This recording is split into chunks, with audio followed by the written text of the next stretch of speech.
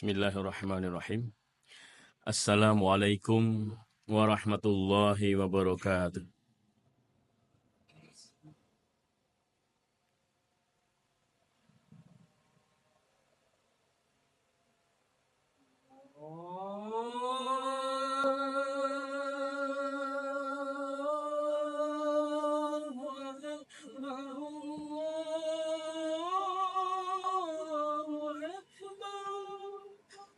Allah.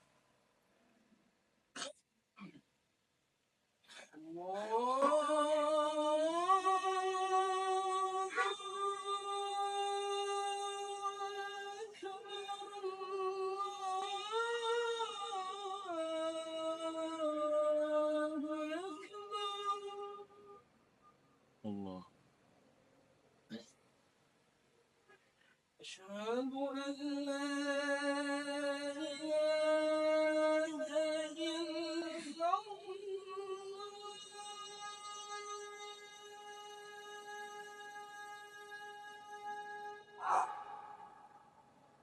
الله.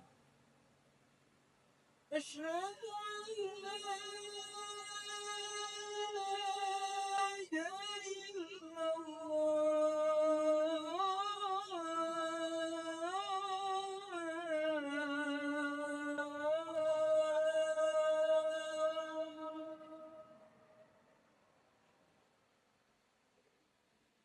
أشهد أن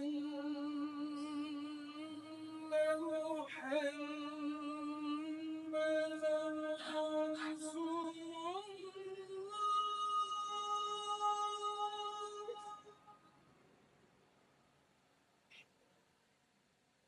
أشهد أن محمدا رسول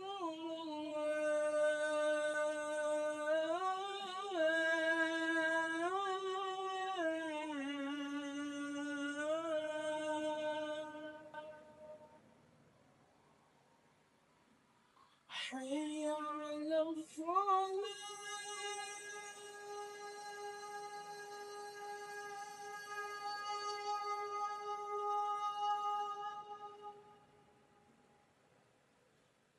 حي على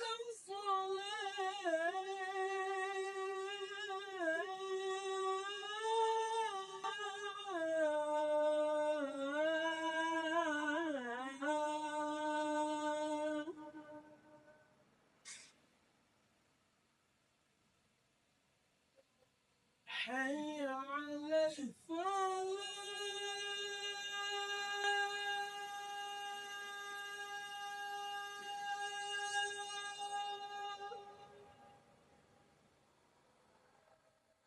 حي على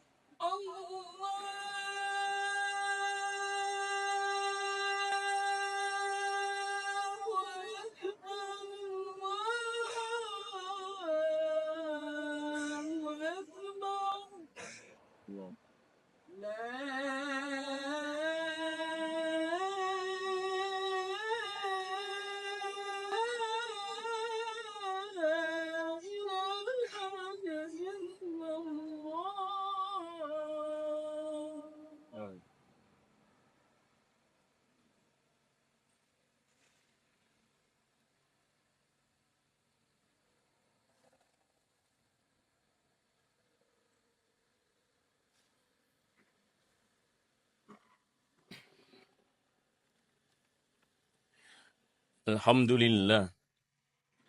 Alhamdulillahilladzi arsala rasulahu bil huda wa dinil haqq liyudhhirahu 'ala dini kullih wa kafa billahi shahida.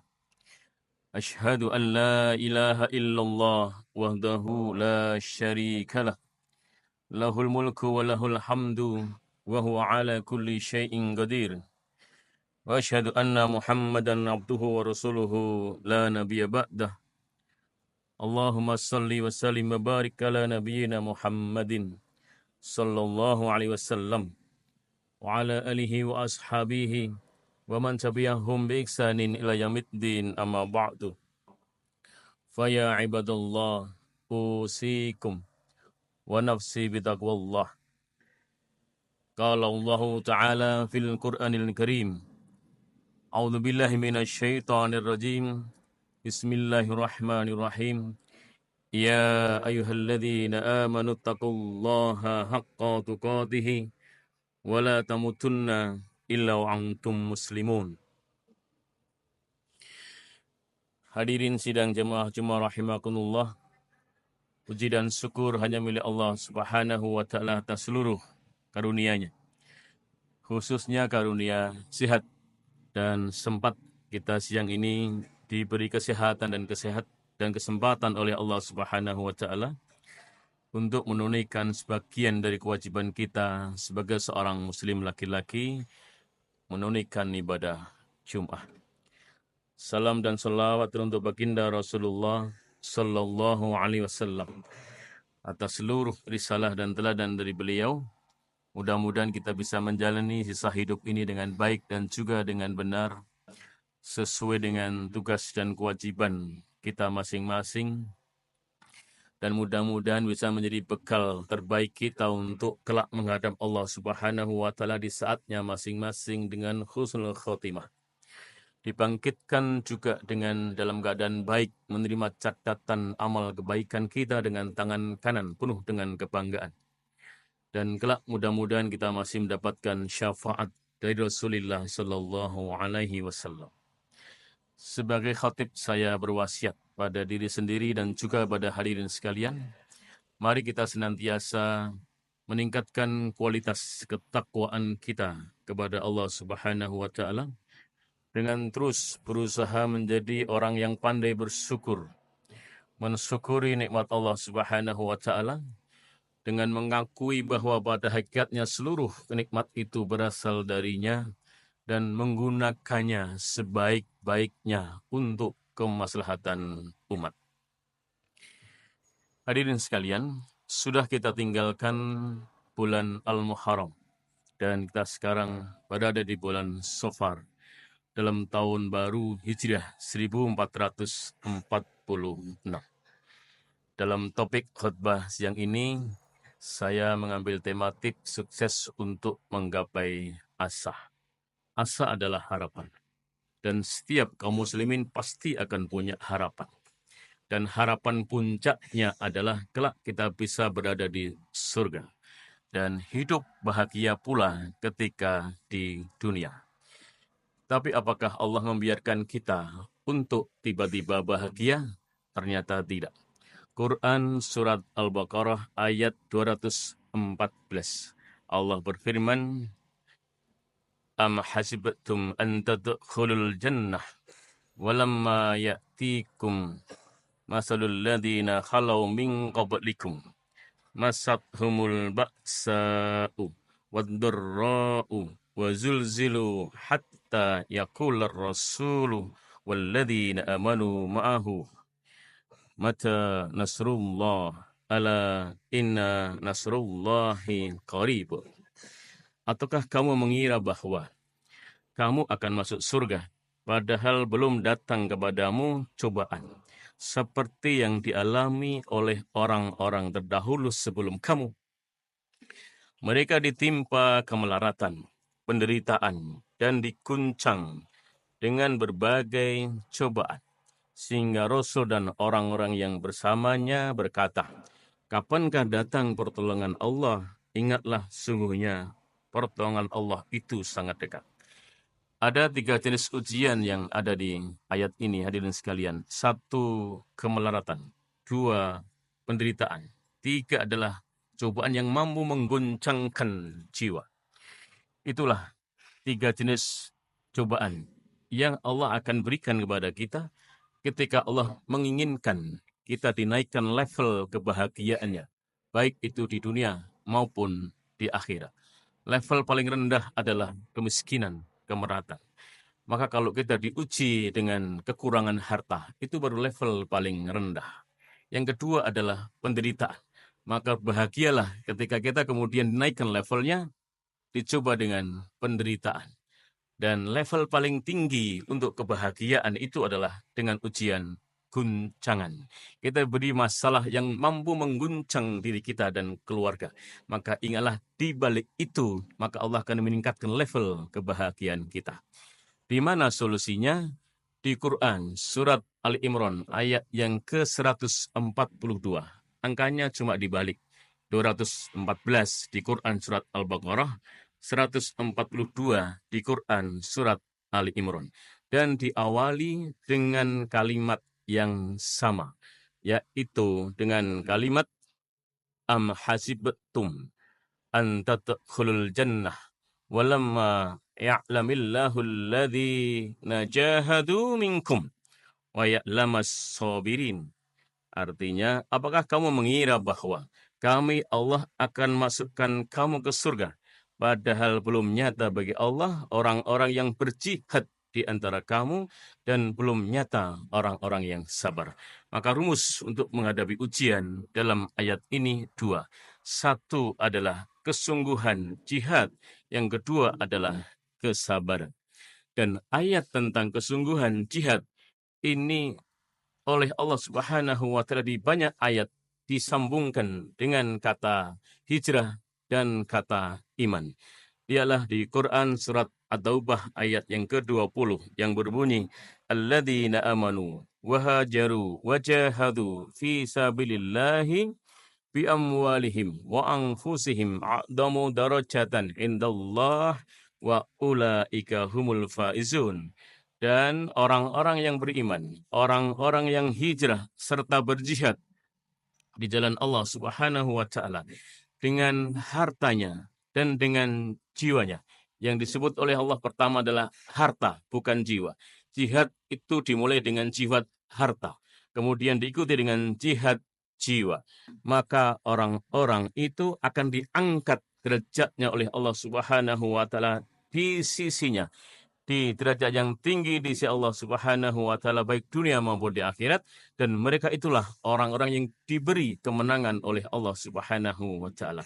Maka orang-orang yang beriman, orang-orang yang hijrah, orang-orang yang berjihad itu akan diberi kedudukan yang tinggi di sisi Allah, diangkat derajatnya di dunia hingga di akhirat, diberi sukses hidupnya dunia hingga akhirat, dan diberi oleh Allah sebuah kemenangan, adalah kebahagiaan maksudnya. Kebahagiaan dunia maupun kebahagiaan di akhirat. Diulang kembali oleh Allah dengan kalimat yang hampir sama di Quran surat Al-Baqarah ayat yang ke-218. Innalladzina amanu walladzina hajaru wajahadu fi sabilillahi ulaika yarjuna rahmatullah wallahu ghafurur rahim. Dan sungguhnya orang-orang yang beriman, orang-orang yang berhijrah, orang-orang yang jihad di jalan Allah Subhanahu wa taala, mereka itulah orang-orang yang mengharap rahmat Allah. Artinya Allah akan beri rahmat kepadanya. Apa itu rahmat? Sumber-sumber kebaikan. Tidak hanya kebaikan, tapi sumber-sumber kebaikannya diberikan kepadanya. Dan Allah Maha Pengampun lagi Maha Penyayang. Artinya orang yang beriman, hijrah, jihad akan diberi ampunan oleh Allah Subhanahu wa taala. Maka hadirin sekalian, solusi atas semua problem atau tips untuk menggapai sebuah harapan surga itu adalah keimanan. Yang kedua adalah hijrah. Pindahan kita dari sesuatu yang belum bagus menjadi bagus. Maka harus mau selalu koreksi diri untuk memperbaiki diri. Hijrah zaman dulu pindah dari kota Mekah ke Madinah.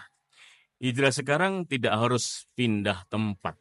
Kalau memang tempat di mana kita tinggal tidak mengganggu kita untuk menggapai asa, kita bisa merubah diri kita dari kondisi sekarang yang bisa jadi belum begitu baik, berubah menjadi lebih baik.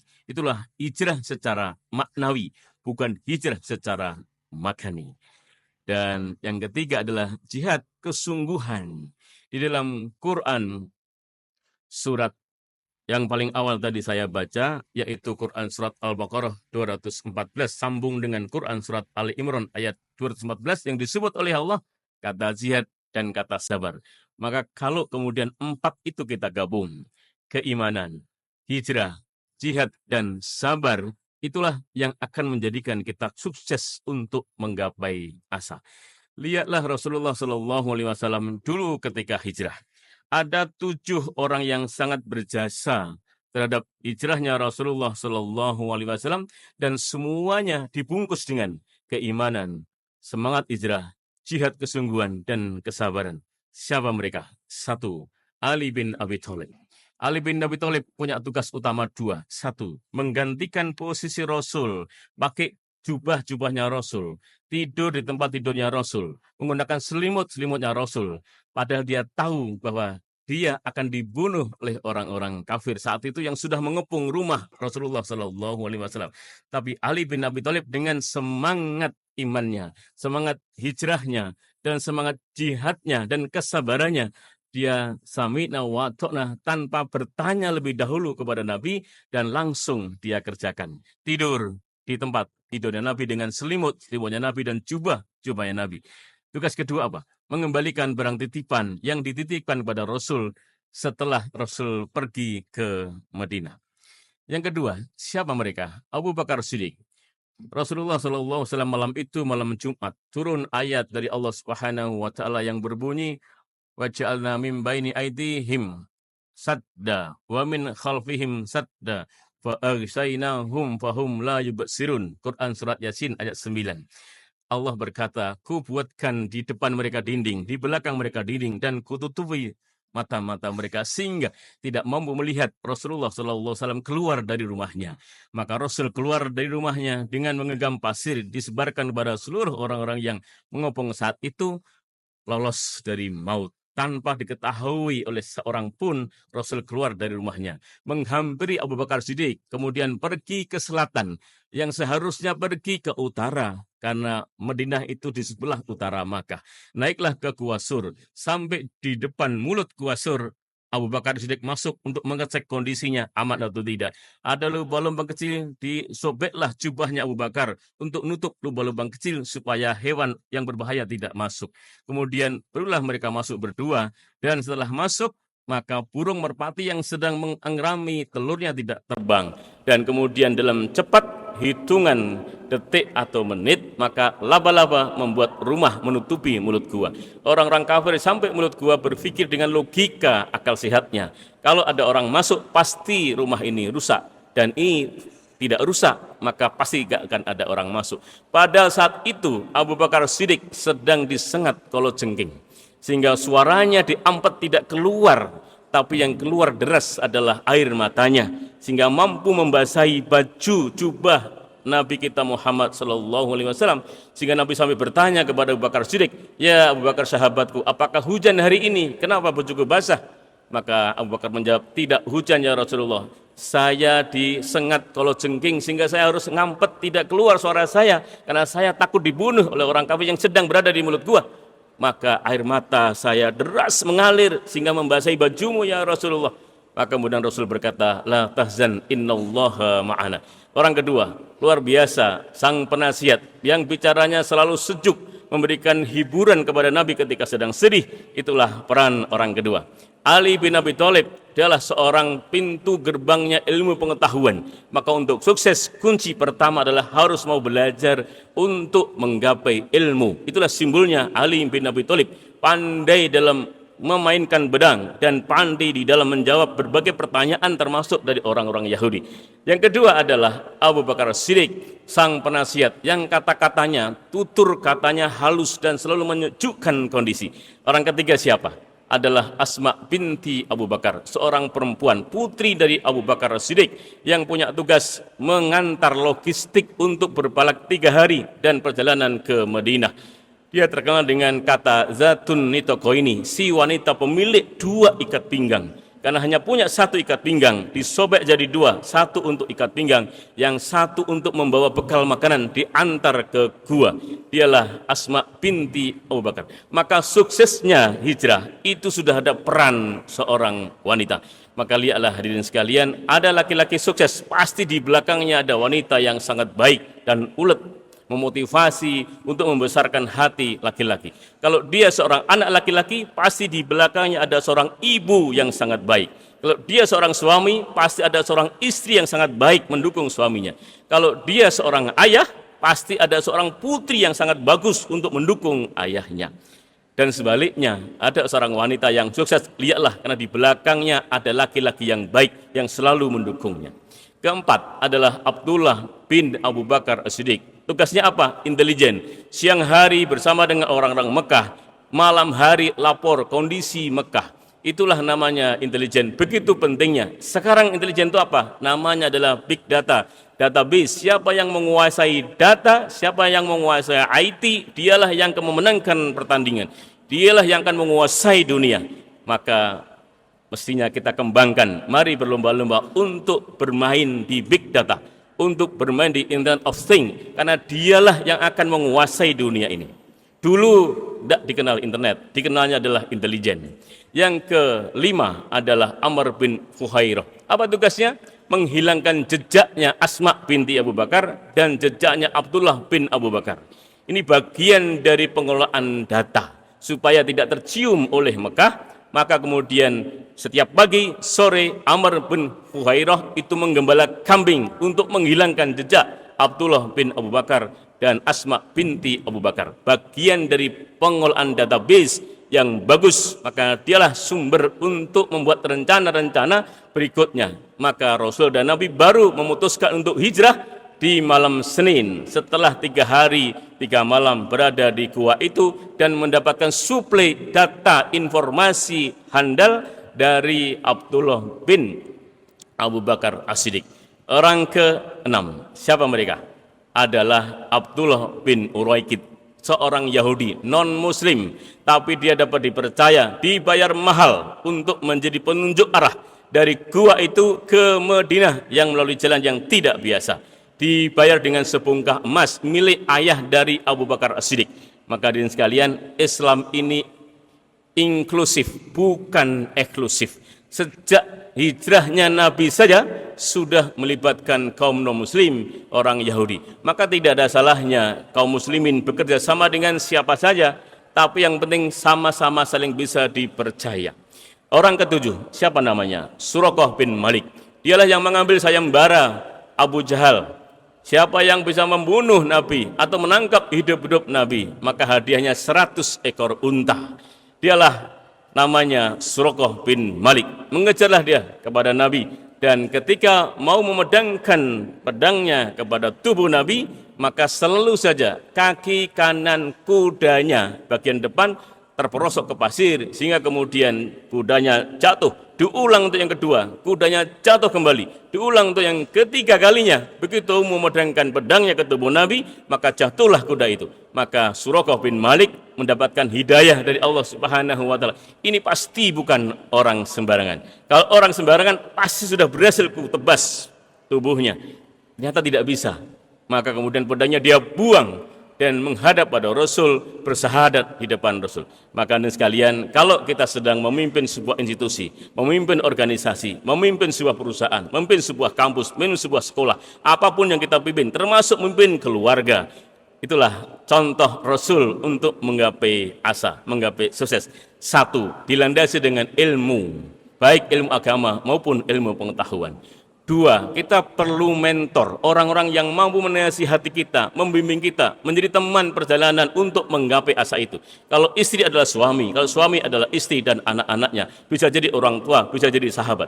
Yang ketiga, kita butuh peran wanita, entahkan itu ibu, atau itu putri, atau orang lain. Karena sentuhan wanita berbeda dengan sentuhan laki-laki untuk menggapai asa.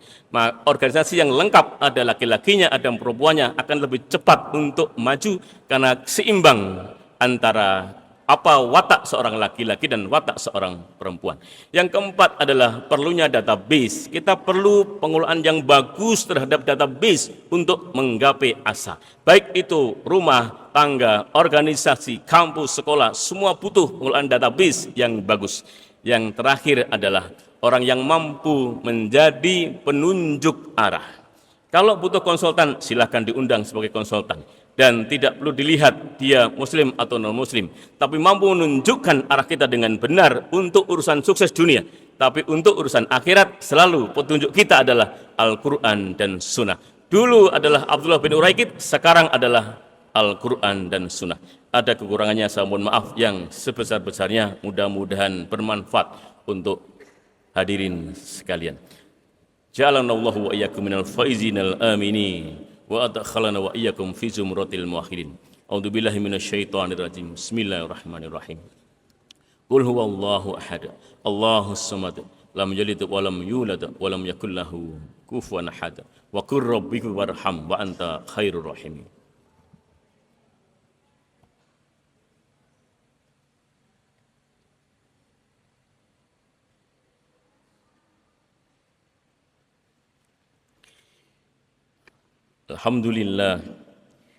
Alhamdulillahilladzi hadana lihada wa ma kunna linahtadiya laula an hadanallah. Asyhadu an la ilaha illallah wa asyhadu anna Muhammadan abduhu wa rasuluhu la nabiyya ba'dah. Allahumma shalli wa sallim wa barik ala nabiyyina Muhammadin sallallahu alaihi wasallam wa ala alihi wa ashabihi wa man tabi'ahum bi ihsanin ila yaumiddin, amma ba'du. Fa ya ibadallah, usikum wa iyaya bitaqwallah. Qala Allah Ta'ala fil Qur'anil Karim, a'udzubillahi minasyaitonir rajim. Bismillahirrahmanirrahim. Ya ayyuhalladzina amanu taqullaha haqqa tuqatih wa la tamutunna illa wa antum muslimun. Tidaklah akan masuk surga kecuali kita dicoba oleh Allah. Quran surat Al-Baqarah 214. Bagaimana solusinya? Quran surat Ali Imran 142, Quran surat Al-Baqarah 214, Quran surat At-Taubah ayat 20. Dan mari sama-sama kita belajar dengan peristiwa hijrahnya Nabi kita Muhammad sallallahu alaihi wasallam, di mana dibutuhkan ilmu untuk sukses. Dibutuhkan seorang yang mampu menasihati kita, menghibur kita dikala kita sedang bersedih atau menghadapi problematika. Butuh pengolahan data yang baik, butuh sentuhan, butuh nasihat, butuh pendampingan seorang wanita, baik itu ibu atau istri atau seorang anak perempuan. Kalau kita laki-laki, kalau kita perempuan berarti butuh sentuhan, dukungan suami, dukungan orang tua atau dukungan anak laki-laki. Dan butuh seseorang yang mampu menunjukkan arah yang benar bagi kita. Kalau dia orang, lihatlah pikirannya, lihatlah hatinya. Dan yang lebih penting, panduan hidup kita adalah Al-Quran dan Sunnah. Sehingga ketika ada orang menunjukkan kita dan tidak sesuai dengan Al-Quran dan Sunnah, maka kita kembali kepada panduan utama kita, Al-Quran dan Sunnah. Insya Allah akan mengantarkan kita kepada kesuksesan hidup, bahagiaan dunia dan akhirat. Mari kita bersolawat kepada Nabi, berdoa pada Allah, mudah-mudahan Allah jaga keimanan kita, beri kekuatan kita untuk menjalani hidup dan kehidupan ini selalu dengan panduannya, Quran dan Sunnah, dan kelak kita diwafatkan dalam keadaan baik, husnul khotimah, dan kelak ditempatkan di tempat yang paling bahagia, yaitu surga. Innallaha wa malaikatahu yusholluna 'alan nabi ya ayyuhalladzina amanu shallu 'alaihi wa sallimu taslima. A'udzubillahi minasyaitonir rajim. Bismillahirrahmanirrahim. Alhamdulillahi rabbil alamin. Salatu wassalamu ala asrafil anbiya'i wal mursalin wa ala alihi wassahbihi ajma'in. Wardu 'anna ma'ahum birahmatika ya arhamar rahimin. Allahumma ighfir lil muslimina wal muslimat wal mu'minina wal mu'minat al ahya'i minhum wal amwat innaka sami'un qaribun mujibud da'wat ya qadiyal hajat. Rabbana zalamna anfusana wa illam taghfir lana wa tarhamna lanakunanna minal khasirin. Rabbana la tuzigh qulubana ba'da idh hadaitana wa hab lana min ladunka rahmah innaka antal wahhab. Rabbana hab lana min azwajina wa dzurriyyatina qurrata a'yun waj'alna lil muttaqina imama. Rabbana hab lana minas solihin. Rabbana hab lana minas solihin. Rabbi ja'alna muqimas salah wa min dzurriyyatina. Rabbana wa taqabbal du'a. Rabbana ighfir lana dzunubana wa liwalidayna wa lil mu'minina yauma yaqumul hisab. Rabbana atina fid dunya hasanah wa fil akhirati hasanah wa qina adzabannar. Subhana rabbika rabbil izzati amma yasifun. Wassalamun alal mursalin walhamdulillahi rabbil alamin. Wala dzikrullahi akbar.